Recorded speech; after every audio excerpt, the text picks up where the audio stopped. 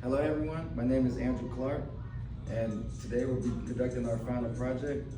In this video, I'll demonstrate how we can apply the general motor program, the schema theory, and principles of motivation and reinforcement to teach and refine two lower body strength movements, the seated leg press and the body weight squat. Our goal today is to teach this beginner how to safely and effectively execute these two exercises by highlighting how motor learning principles help structure skill acquisition.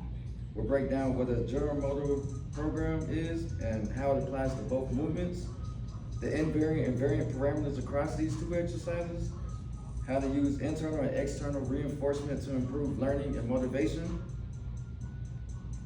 All right, so according to Smith's schema theory, a general motor program is a stored set of movement instructions.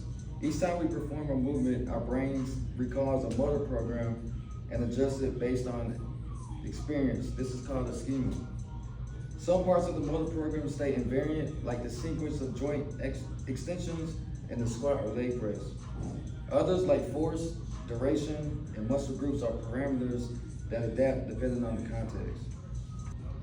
All right, we'll get started with the seated leg demonstration. When you get on this machine, you want to make sure you have no weight on there, and you want to extend your legs so you can have a comfortable feel here.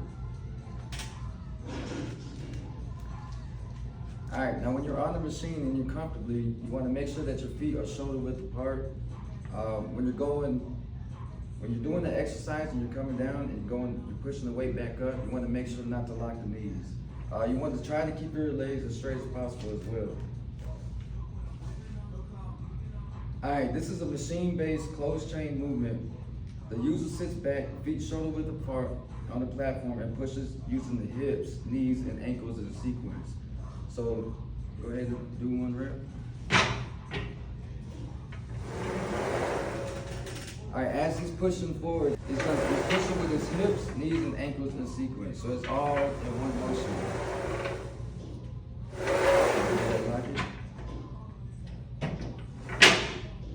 All right, here we're activating the same GMP that's used in the squat, hip and knee extension, but we're using different parameters. Reduced balance, you got the reduced balance requirement, controlled ROM, and movement path, and it's a lower demand.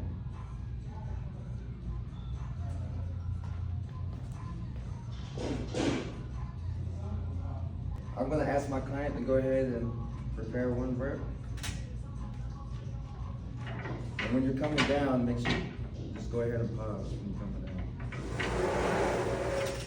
All right, as he pushes forward, some of the invariant features of this is the glutes, the quads, and the calves. So as he's pushing forward, he's using all three of those at the same time. Go ahead and close it. And since this is a machine, those invariant features stay the same no matter the weight. All right, so to enhance learning, we will use the intrinsic and extrinsic reinforcers. So go ahead and complete another rep.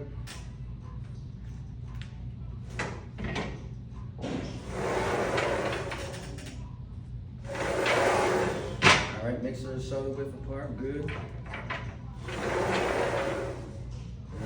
Not locking your knees, good. All right, go ahead and lock it. All right, how did that feel? Challenging. Challenging? You should feel strong engagement in your glutes. Are you feeling that? Yes. All right. So this type of feedback increases confidence and strengthens the learner's intrinsic motivation. The sense of mastery is crucial. All right, so now we're gonna move on to the body weight squat. During this exercise, you wanna make sure you have your legs shoulder width apart. Make sure your chest is up. And as you're going down, you want to push your hips back like you're in the seated position.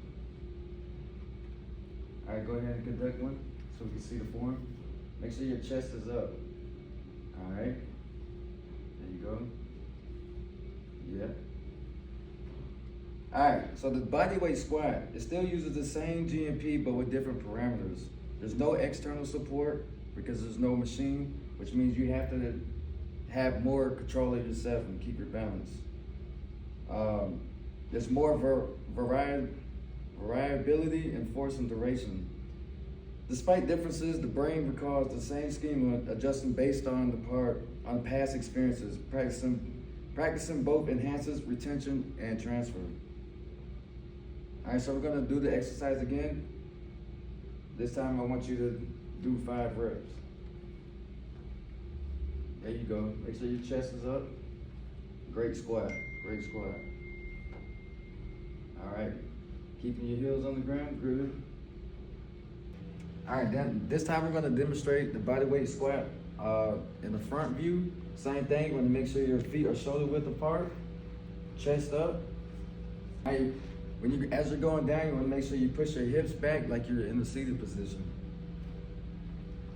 For best case scenarios, we don't have them right now, but as a beginner, I would like for people to use a mirror. That way you can self-correct yourself.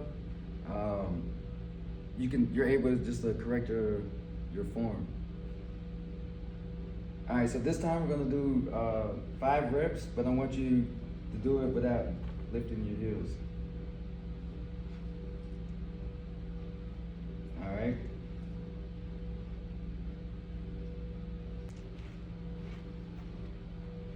All right, make sure you want to keep your knees in line. There you go, just like that. All right, complete. Good job, that was your best set. 3, 2, 1, go.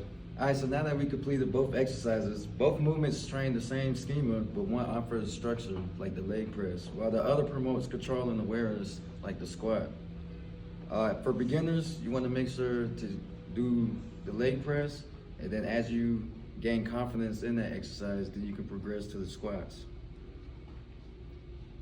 This demonstration highlights how understanding schema theory and using effective reinforcement can accelerate motor learning and promote self-driven progress. Thank you for this video.